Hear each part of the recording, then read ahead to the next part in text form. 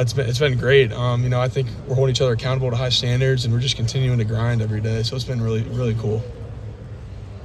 For you personally, Luke, how has maybe this camp this year felt different for you?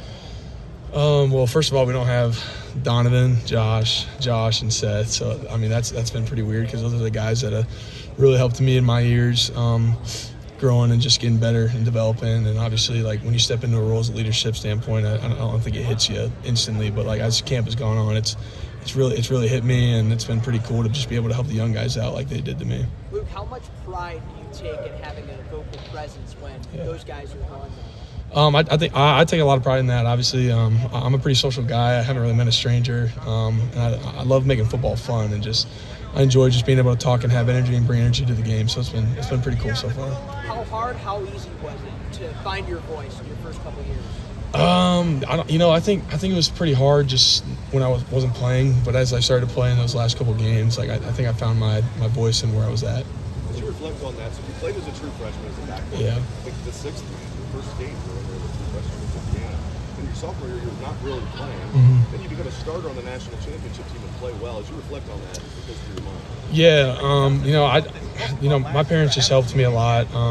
They just told me to continue to just trust in the Lord, and obviously I did that. I'm a big believer in the Lord, but I think just also the preparation I took on the Tuesday and Wednesdays. Like we had the best defense in the country, and it wasn't even close. And you can just see that off of the draft picks. Like the 4 up front were getting all drafted in the first 4 rounds. They're great players, obviously. So I just treated those Tuesday and Wednesday games like they were my Saturday games, and obviously that helped me from getting on the stage because I wasn't playing anybody near as good as they were. Luke, when all of a sudden you are starting in college football playoff games after not really playing much all year, was your mindset, oh shoot, I gotta perform or we're going to lose, or was it finally I'm getting my opportunity and let me show that? If I'm being honest with you, I was just pretty pissed off that I didn't get a chance before. So I just was kind of like, here's what I'm going to do. Here's how I'm going to play, and we're going to go from here. So what do you think you showed? Because it went from you're rotating the first 2 games, and then all of a sudden the Cotton Bowl, you're playing the whole game, national championship, you're playing the whole game.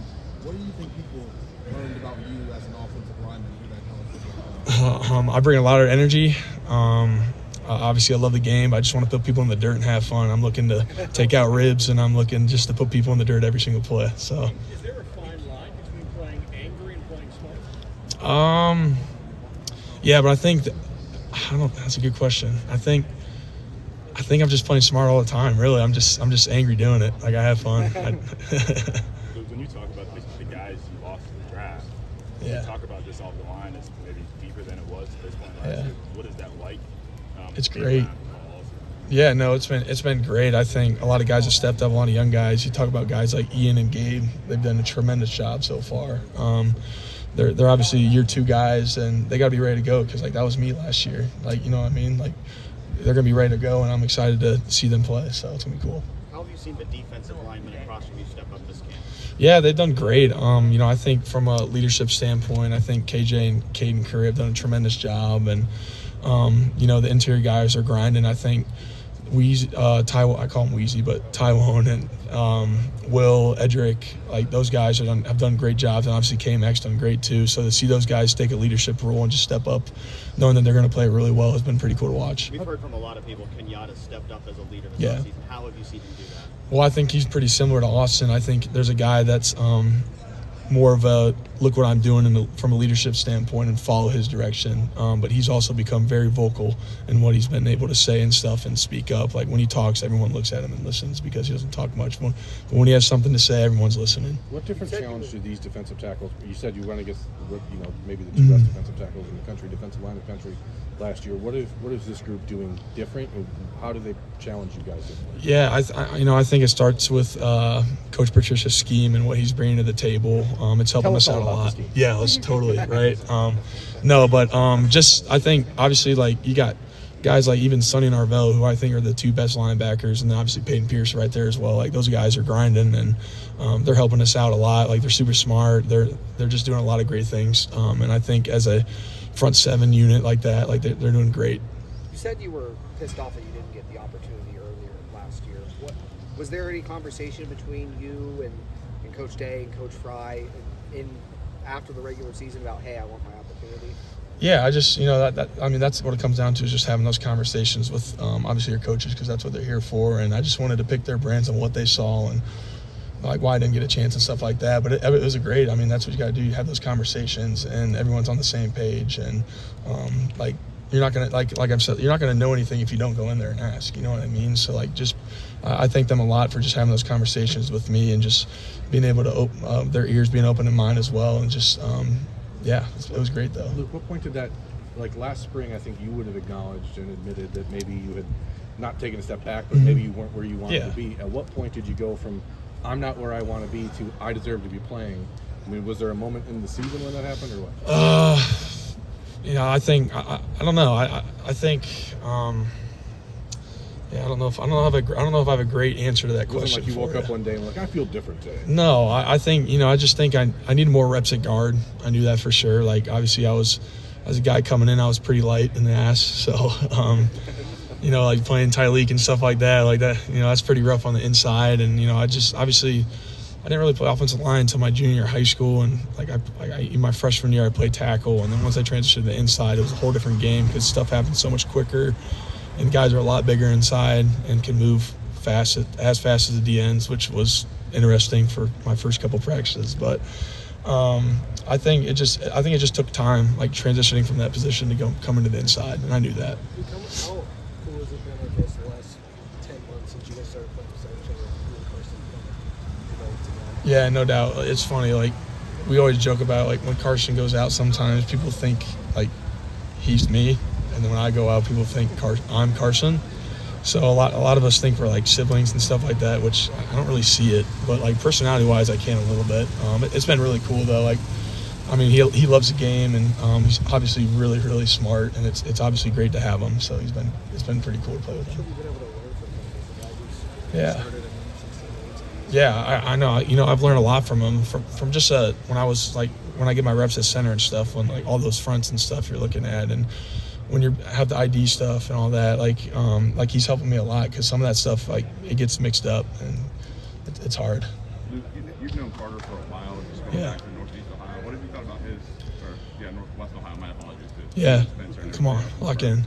What have you thought about his first few weeks of camp, and then Jake and Javon as well, the freshmen? Yeah, I think that crew has some special brewing in the pot for sure. I think they've done a great job, and you can see the growth from all three of them, just from spring, like first practice to the 15th practice, spring ball, and then obviously now, or spring ball to now, like just even in the workouts in the summer, just they're attacking it, they're getting better.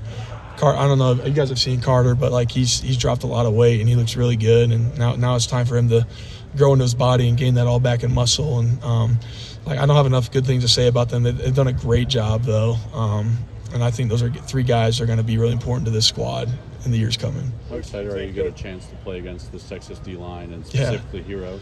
Oh man, Hero's my dog.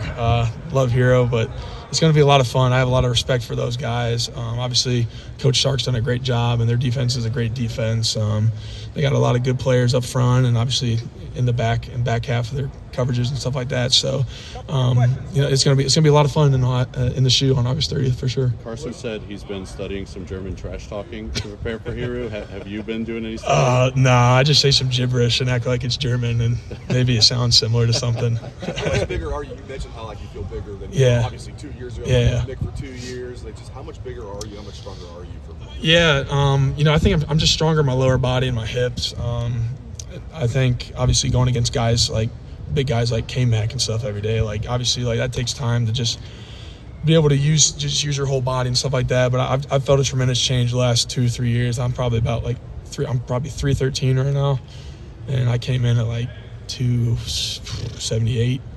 So, and I feel as good as I did at 278. So that's the best part. But when I'm done playing, I'm going to be 240.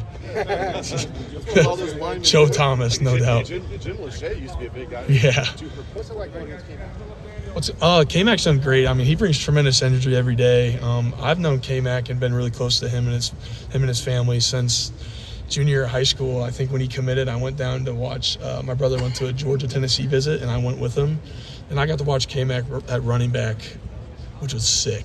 His senior year for like 80 yards and 2 touchdowns. I was like, damn, this dude's nice. But it's like, sorry to break it to you, K-Mac, but you're not playing running back when you get here. You've got one word to describe K-Mac as a running back. What's that word?